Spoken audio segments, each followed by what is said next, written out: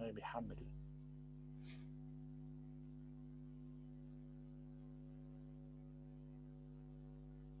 Okay.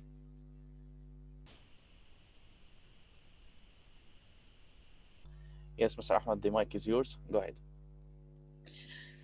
Good evening, ladies and gentlemen. Today we are on a journey with the stars and also with the planets and the galaxies. Before we start with the presentation of the day, which is going to be about the stellar birth and death, as we all know, the stars are actually like human beings.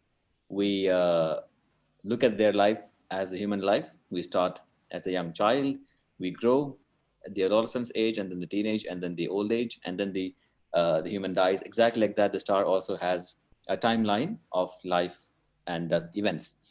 Before we go to that, I'd like to take you through a quick journey through a very nice software that we have called the UniView, which is exclusive to planetariums. And here at the Academy of Sharjah Astronomy and Space Science, we would like to invite you for actual shows in the planetarium, but unfortunately, due to this current conditions, we are not able to invite you directly and physically to be present there. So we have organized this virtual shows for you in which we simulate almost what we show at the planetarium, but it's not even close to what the experience is in the 360 Dome planetarium. So let's start with the journey. Right in front of you, we can see the time of Sharjah city. It looks like Sharjah city in somewhere really high up in the sky. In the mountain, for example, we're looking at the sky. We can see the sun on the left-hand side.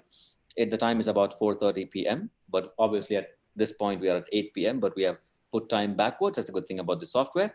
We can control time here. So now let's move the sun towards the western direction so that we can see the nighttime of Sharjah. You can see the sun is slowly moving now, and that is how we simulate these phenomena of the sky using the software.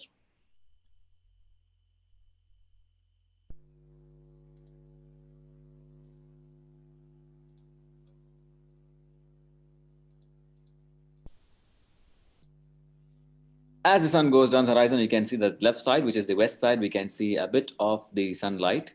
That's the dawn time light. We can also see the stars rising up in the sky. Now, these are the stars of the Milky Way. So these are the visible stars of the Milky Way. Just because we see this number of stars, don't think that from the city we can see it. It's impossible to see all these stars from the city because of the huge amount of light pollution that we have in the city. And that's why we actually go far away from the city to a desert or to a far away place like a mountain countryside where we can see a lot of stars. The sky has always been a guidance or a navigational tool for the ancestors, and the ancestors always used the stars for navigation. For example, they used a very important star called the Polaris, which is a part of the Ursa Minor, which was always used to find the northern direction. In front of you right now, we can see the Ursa Minor constellation, which is marked in the green lines. But it's not easy to find this exact star because it's not really bright. So we use another constellation called the Ursa Major, which is the Big Bear. And inside Ursa Major, we have an asterism called the Big Dipper. An asterism is a part of a constellation, as we can see as we're pointing with the mouse. So these 7 stars named at Arabic origins are actually the stars of the Ursa Major constellation. And the ancestors used the last 2 stars from this one called Maraq and Dubba to reach a very important star called Polaris, which I mentioned a few minutes ago. So if you extend the line from these 2 bright stars, you can actually find Polaris. And this star always remains at the same position. Let's now see the meridian, which splits the sky into the eastern and the western halves. So the meridian line gives you the count from 0 to 90 degrees and back to 0, which is splitting the sky into 2 halves. Here at this point is where Polaris is. And Polaris always stays at 24.5 degrees in Sharjah because our latitude of Sharjah is 24.5. And as long as we are in the city of Sharjah, Polaris will be exactly at the same position all the time. Notice how the sky is moving and all the stars appear to move around Polaris, not changing their positions. That's why it's called the axial star, because our axis of rotation is always pointing towards Polaris. So this is one method to find the northern star. There's another method with the constellation of Cassiopeia, which is the queen of the Greek mythology, the wife of Cepheus, the king. From Cassiopeia, if you draw a system of lines, as we can see, we can also find Polaris the same way. So there are 2 ways of finding Polaris. One is using the Ursa Major asterism called Big Dipper. The other one is using Cassiopeia. That's one tool that the ancestors used for the sky. But these are not the only constellations that we know of. The whole sky is actually filled with 88 constellations, most of them visible from the northern hemisphere, especially from Sharjah. These constellations you see are actually colored differently because of the positions of it. We can see Hercules on the left. We can see Lyra just above Hercules. We can see Cygnus, the Northern Cross.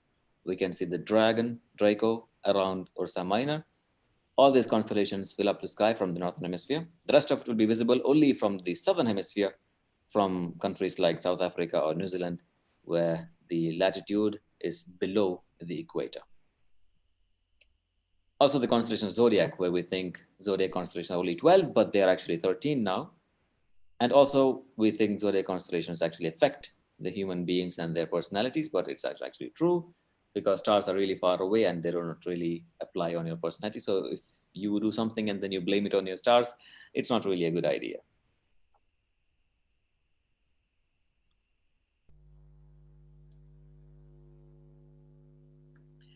And now we shall see the sun rising from the east. You can see the dusk light showing up from the east direction. That means our journey with the stars is now over, and now we shall launch from the city of Sharjah all the way to the outer space.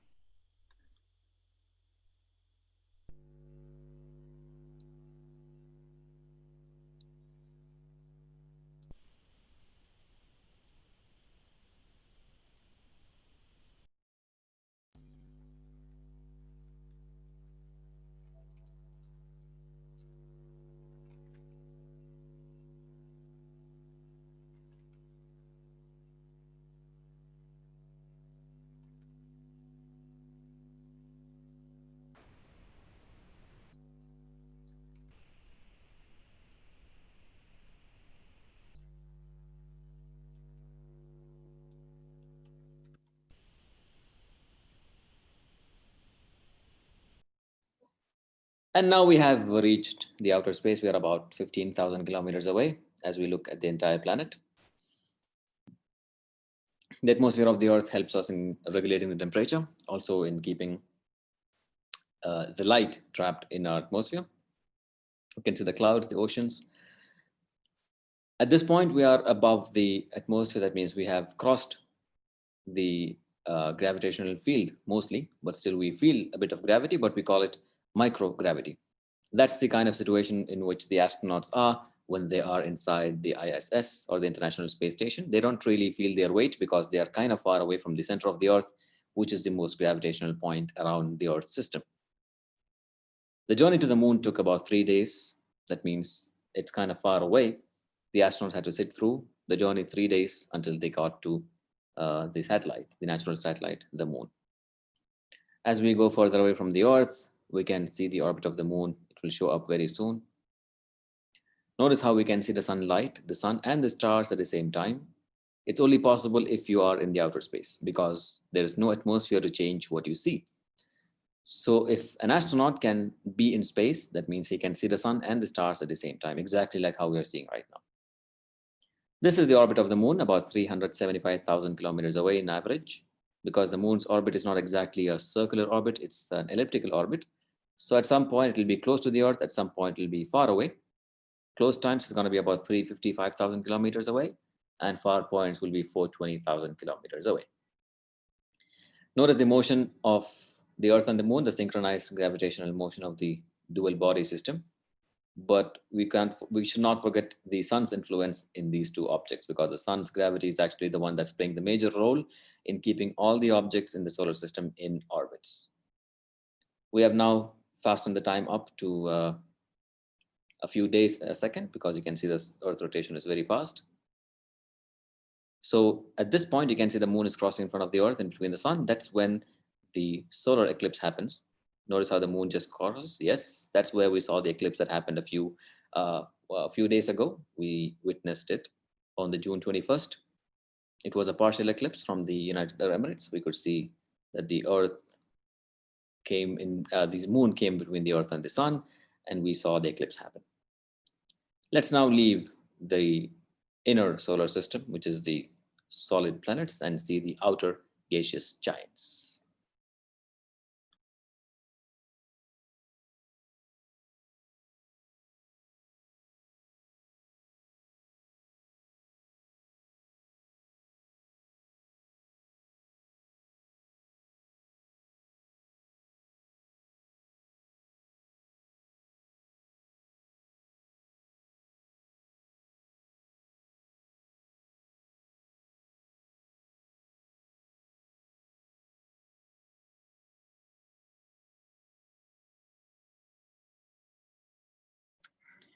Here we can see the other planets. We can see the planets of the outer system, which is Jupiter, Saturn, Uranus, and Neptune.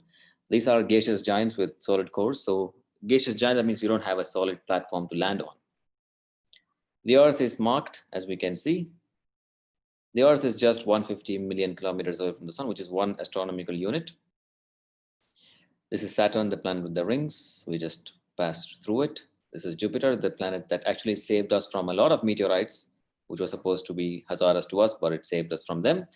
But in between Mars and Jupiter, it's not an empty area. It's actually filled with asteroids. And let's now see the belt of asteroids, which contains more than 1.5 million asteroids. The biggest one is now Vesta. It used to be Ceres, but Ceres is now categorized into the dwarf planet category, along with Pluto and 3 others. Ceres, because it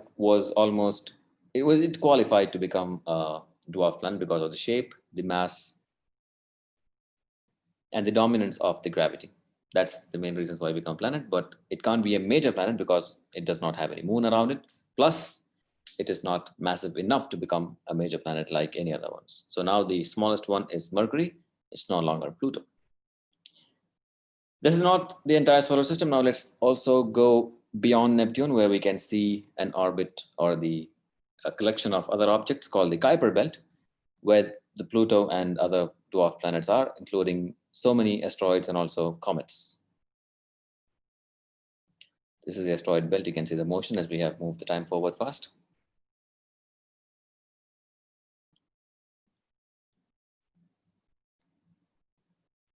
The streaks of light that you see are actually the asteroids. They are symbolized as streaks. This is the Kuiper belt we can see. It's just a little outside the neighborhood of Neptune. Some of the comets that we see actually originated from this area. Any cold region around the solar system, it could be a possible or a potential place for the birth of a comet. There's another cloud called the Oort cloud, which is actually the most abundant area for comets. Most of the comets that we see come from the Oort cloud, not from the Kuiper belt. The Oort cloud is actually the ending of the solar system, the borders of the solar system, which is about 1 light year across. In kilometers, 10 trillion.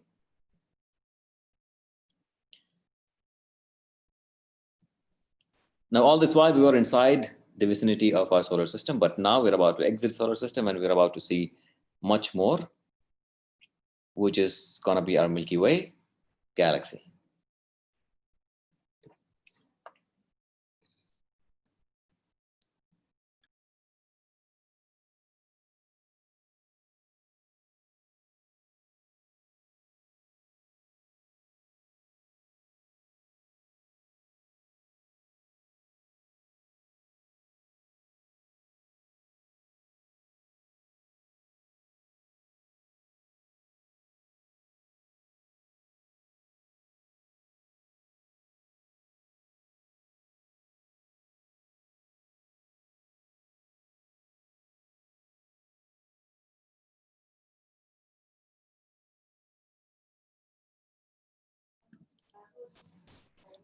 This is the Milky Way galaxy. If we can see the entire Milky Way galaxy, that means we have traveled more than 10,000 light years perpendicularly, that we can see the entire galaxy. It's a barred spiral galaxy in shape. We have 4 shapes of galaxies. We have the spiral, we have the barred spiral, we have the elliptical, we have the irregular galaxies. So the 4 kinds that make up the entire universe. So our Milky Way, from the studies of telescopes like the Hubble Space Telescope and also some ground-based telescopes and observatories, we have confirmed that our galaxy is actually a barred spiral, which means at the center of the galaxy, there's a bar kind of a structure created by the gravity of the black hole. Our Milky Way contains more than 200 billion stars, according to surveys from telescopes. It's not very thick from the sides. It's just 3,000 light years from the thickness. But the width of the galaxy is about 100,000 light years across. So you can imagine how big our own galaxy is. And whatever you see around you right now are actually galaxies. Every dot represents a galaxy with billions of stars inside it. Imagine the number of stars inside one galaxy, and imagine these trillions of galaxies around, and imagine the potential of finding an exoplanet with life in it. Because all of these stars could host planets, and some of them could be in a very good habitable zone that could host life. That's why exoplanets research is very important, We keep looking out for planets that could be potentially habitable. We haven't looked outside the Milky Way yet because we're still discovering most stars in the Milky Way. We have found about 5,000 exoplanets, among which only 400 could potentially host life because we look at them from the standards of life of the Earth. We are in a good distance for water to form, for atmosphere to hold, and humans to be alive. So we look at planets that are close to that, and we have found about 400 planets that can stand with that category of qualifications. Let's go even a little further away. Let's see the edge of the visible universe. That means the end of the observation of telescopes and human vision. Most of the images were taken by Hubble telescope, and we modeled it using softwares into these 3D image, because no one has gone to this extent to take a picture. These are all computer models that have been used by images taken by Hubble Space Telescope mostly, which was sent to the outer space in 1990, but it was having a fault in the mirror. So an astronaut had to go up and repair the fault so that it could start working. Imagine spending billions and the images come out blurry. So they had to actually organize a journey to the outer space to figure out how to solve that. And they corrected the mirror in it. This is the database of the galaxies that we have collected till today, more than 2 trillion galaxies. And this is the cosmic microwave background, which is the background of the remaining energy from the Big Bang that happened 13.8 billion years ago, which was observed through radio telescopes by mistake. And then they figured that it must be something, and they continued the research, and they found out that this is the energy that's scattered across the universe from that big explosion that happened a long, long time ago. Beyond this cosmic microwave background, we haven't observed yet. That's why you see the dark regions. But with more telescopes like the James Webb Telescope, which is going to come up next year, successing Hubble Space Telescope, we might be able to see more of the universe. Let's now go back to our solar system, specifically to the center where we're going to be meeting our main source of energy, the sun. And then we shall talk about stars, how they are born, what are their lifetime, and how do they burn fuel and create energy, and how do they die. Let's go back to our solar system.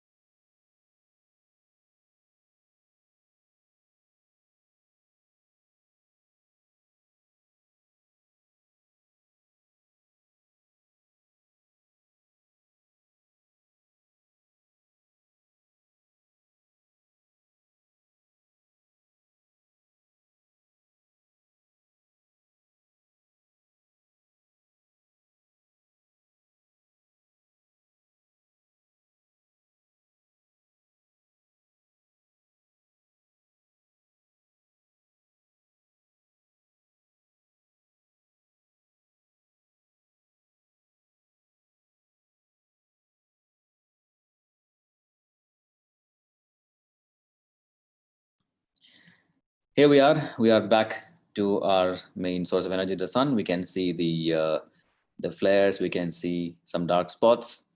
And how does this sun provide us with energy? What is the fuel that it requires? And what happens when the fuel is over? That's what my colleague, Mr. Amr Ansari, is going to be explaining to you along with some slides that he has prepared so that everything is clear to you. Now I hand over to Mr. Amr.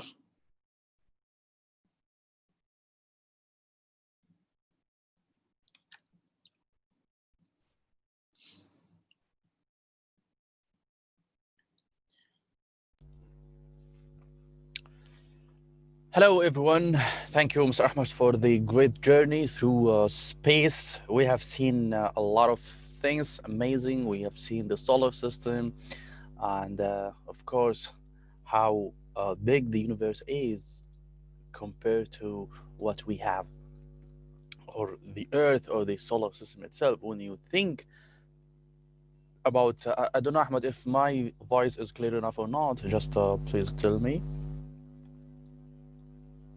Mr. Ahmed.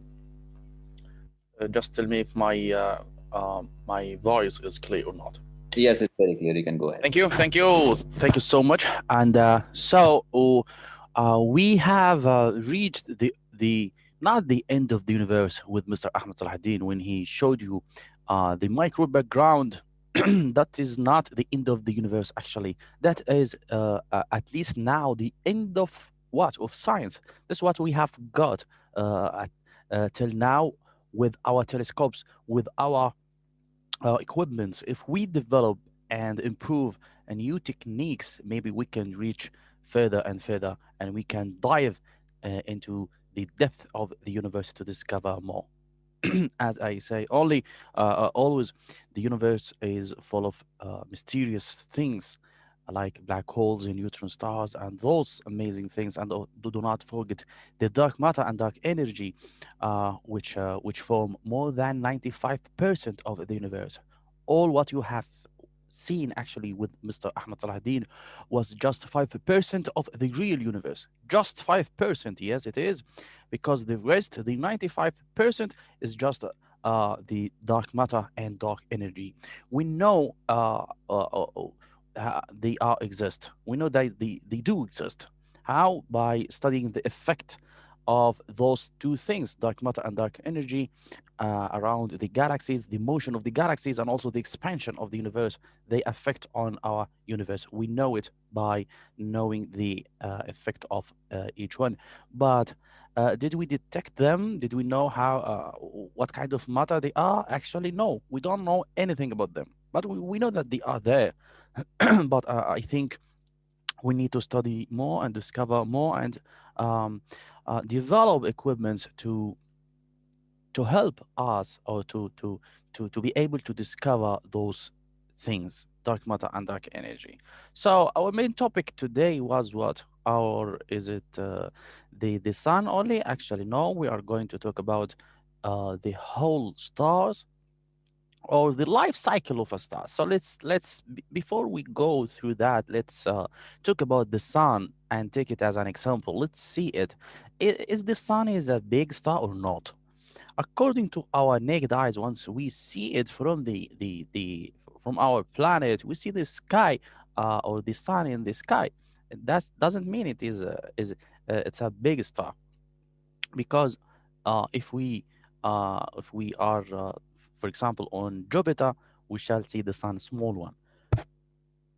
The distance between Earth and Sun is about 150 kilometers, and that is considered as one astronomical unit. So 1 AU means astronomical unit. It means the distance, or the average distance between the Sun and Earth, uh, because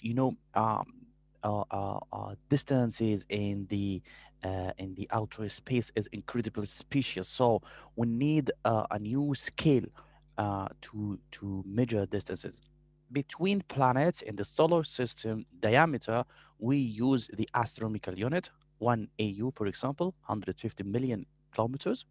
So the distance to Jupiter, for example, is going to be 5 AU, which means 750 million kilometers, and so on. So regarding the sun is not a big star. It's a very not a very small star. It's an average star. It's a typical star. It's in the mid age, about 5 billion years from now, and it will last for another 5 billion. And that, how did we know that? We know that by studying the spectrum and the energy and the fuel of that star, the sun. So once we look at the depth of the sun, we use, or we see that the helium or the hydrogen is fusing to be helium, and that kind of reaction is called nuclear reaction, and that is the main source of energy. Actually, it's the main source of all the stars. So, uh, to be clear with you, if anyone asks about what is the main source of the stars, so it is the nuclear fusion. What kind of nuclear fusion? We have a chain of nuclear fusion, but the main one is the burning of hydrogen to helium, or fusing hydrogen for atom of hydrogen to be helium. That is the first reaction in a very long chain of nuclear reaction. Then helium to carbon, carbon to oxygen, oxygen to silicon, silicon to iron, and then the nuclear fusion will stop because nothing can happen after iron. Iron, the dead, the deadly element, or the element that will make any star to collapse because it's very heavy, and nuclear fusion, it cannot you cannot fuse iron with another element in the universe. So the sun is an average star, a temperature 5,500 Kelvin. The surface, I mean, not the bottom, not the core of the sun. The core is around 15 million Celsius degrees. Why? Because you need to get high temperature to fuse hydrogen to helium. Then we have the corona shield, or the corona layer above the surface, which is also still mysterious for some of the scientists, but this one is around million Celsius degrees. So this is a very basic information or data about the sun. Now let's take a look at all the stars. How did, for example, if we have a star, how that star can be born, or what is the life cycle of a star? So let me show you this slides. Let me go for face of full screen, and here we are. So all stars in the universe start with a nebula. With a nebula, whatever the mass is, but all stars in the universe born from a nebula. What a nebula is? Nebula is a very big cloud of interstellar medium or interstellar matter. Let's say elements, um, like hydrogen, oxygen, carbon, helium, whatever. But it is very big mass inside the the nebula. Then what happened after that? The secret or the mysterious force of the universe is gravity. So the gravity will uh, collapse, or will make this nebula to collapse on itself. Then it will mix too much too much pressure. It will press until all the elements go to the core of the nebula. Then we have this spherical shape. Once we have the spherical shape of all the elements in the nebula, the pressure will generate temperature or high temperature. Then all the molecules or the elements will start to have a kinetic energy, so they will start to make a very powerful collision between each other. Then we have a temperature. The temperature will get raised until we reach 10 million Celsius degrees, which is the ignition temperature for the hydrogen to be helium. This is how any star can born. Now let's see the two main ways uh, of any star after his birth, after its birth.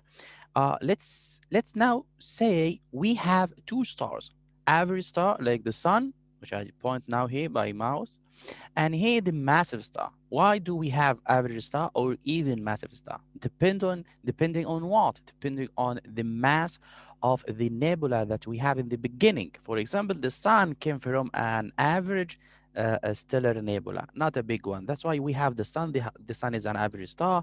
Why the sun is an average or even small, not big one, because the nebula, the main nebula, which formed the sun and all the planets later, was medium in mass. If the stellar nebula was big enough, it will generate or it will make a massive star.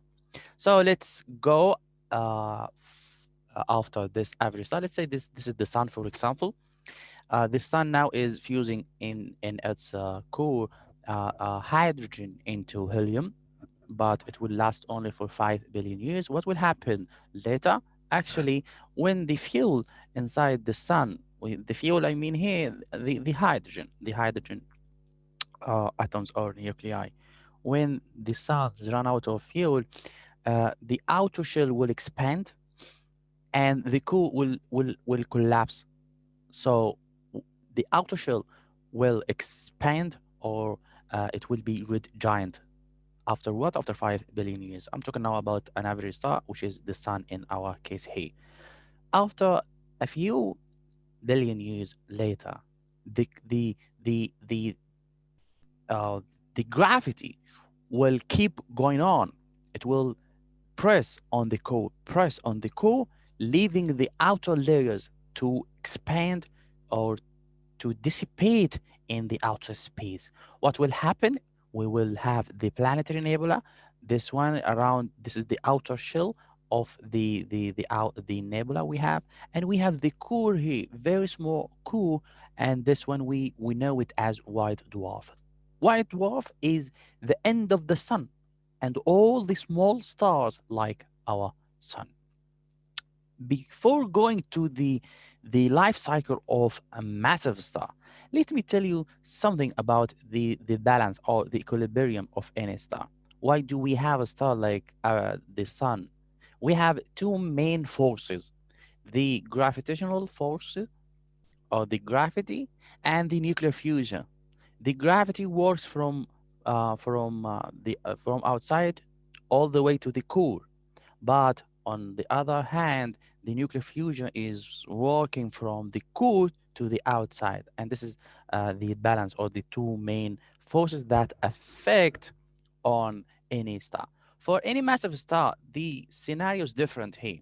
After not billion of years, after a few 100 million years only, because the rate of reaction here in massive star is so high. Let's say the rate of reaction, or what is the rate of reaction? I mean burning hydrogen into helium. This is called the rate of reaction. But here in massive star, rate of reaction is very high. So massive star or any massive star will consume its fuel very fast. That's why it will not last for billions of years, just 100, like 100 to 100, maybe 500 million years only. That is the age of any massive star. After that, also gravity will collapse or will press on the core, and also the outer layer will expand to have what? To have red supergiant. Temperature here is less than the temperature of a massive star, and also red giant regarding the sun. Temperature will be lower than the typical case. So we have a massive star here, but this massive star not like the sun. I mean massive here, like tens of times bigger than the sun. I'm talking about mass. So let's say eight solar masses, sun's mass, or above tens or maybe hundred. After that, what will happen? Because the pressure coming from gravity will be incredible. So what will happen for any massive star? It will collapse on itself after a few billion years. It will explode in something I think you heard about it, which is supernova. After the supernova, we have two ways. What is left from the supernova? If it is three solar masses or above, it will be black hole. If it is less than three solar masses, it will be neutron star. So we have three main objects coming after any star's life: white dwarf, the end of any average star like sun and small stars, and what you have else? We have neutron star and black holes. These are the other scenario for all the massive star in the universe. In the galaxy that we have, the Milky Way galaxy, we have so many stars, 200 billion stars, as Mr. Ahmed mentioned earlier. 200 billion stars, yes, we have billions of average stars and billions of massive stars. That's why we have now white dwarfs in the Milky Way galaxy. We have also many neutron stars and black holes in the universe. This in brief the life cycle of a star. Let's go again to some slides. Stage number one, nebula. We need to have nebula. Let's say we need to form a star. You need to have a nebula, very big nebula here. Then it will take the spherical shape, as I told you. What is this one result from? From gravity. So gravity will take the interstellar medium here to make it a spherical shape, and that spherical shape, which is compressed by gravity, will generate by pressure more temperature, and that will make the hydrogen to fuse into helium, and then we have the ignition of birth of any star. Stage number two, we have main sequence star. This one is called HR diagram. All kinds of stars we have here according to the temperature and also the magnitude of them. But the sun is in the main sequence star. Here we have super red giant, we have blue super giant, and we have normal and white dwarf too. Stage number three, red giant. We have red giant or super red giant. Sun now it is like this, for example, and this is the super giant after 4 billion years from now. The outer layers of the sun will expand. It will reach Mercury's orbit, and even Venus also. So the sun now, this is the diameter of the sun, which is incredible. After 4 billion years, the diameter of the sun, it will expand all the way to take the two orbits of Mercury and Venus. Maybe it will reach Earth. No one knows about that, but it will expand as you see here. This is the red giant of the sun after 4 billion years. Then we have planetary nebula, as I mentioned earlier. Then white dwarf, which is the end of any average star. White dwarf, do not forget that. And also black dwarf. The life cycle of the sun, we have mentioned it.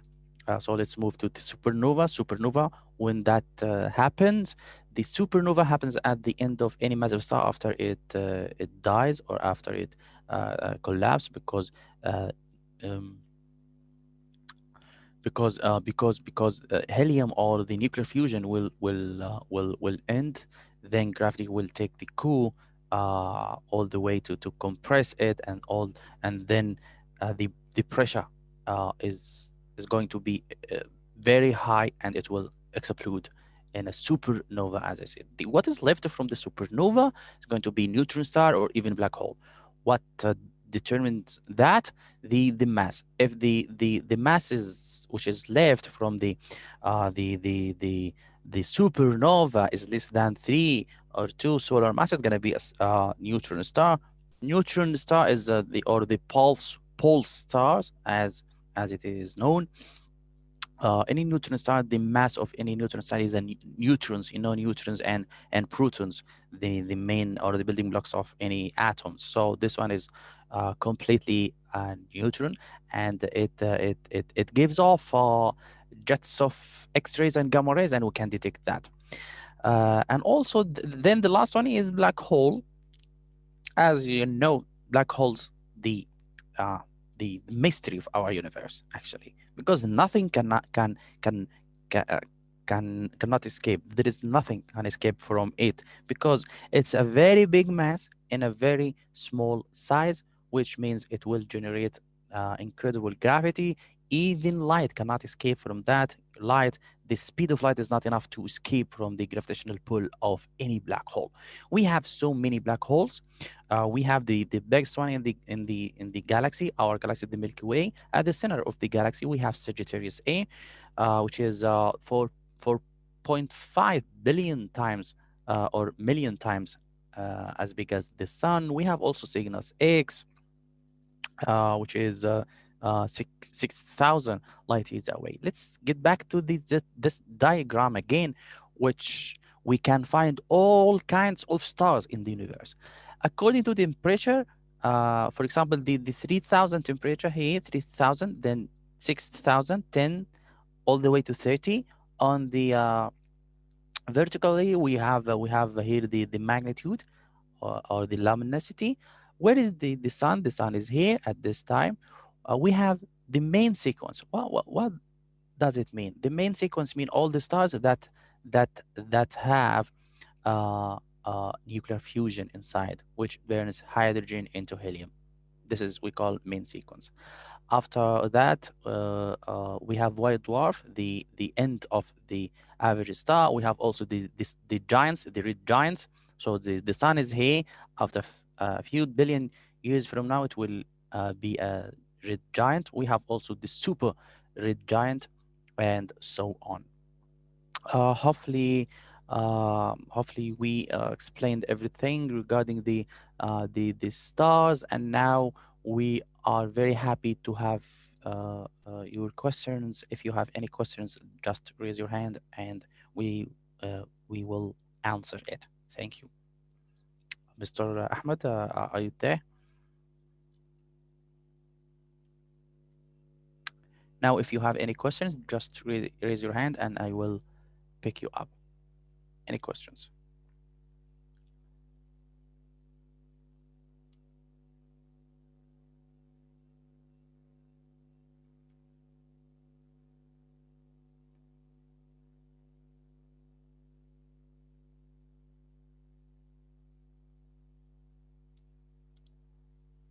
We have Muhammad Atwa. We have Ahmed Salahuddin.